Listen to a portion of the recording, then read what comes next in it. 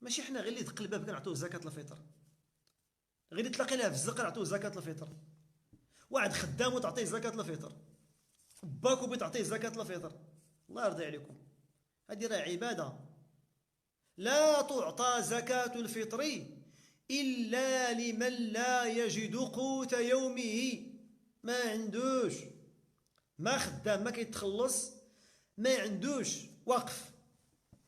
اما اللي عنده الخلصه ديالو واخا قليله ما نعطيهش زكاه الفطر، غنعطيه زكاه التطوع، غنتعاون معاه ماشي مشكل. كيتخلص 2000 درهم ولا 1500 درهم في الشهر، هذا غادي نتعاون معاه. ولكن زكاه الفطر لا، لان زكاه الفطر كتعطى اللي ما عنده حتى حاجه، هذا هو اللي كيستحقها. لا تعطى الا للمسكين الذي لا يجد قوت يومه. ولا ينبغي ان تعطى للوالدين، وعيب وعار حشومه عليك وانت بتعطي زكاه الفطر لباك وامك. حشومه، عيب. باك وامك عطيهم من الفلوس ديالك ماشي من زكاة الفطر.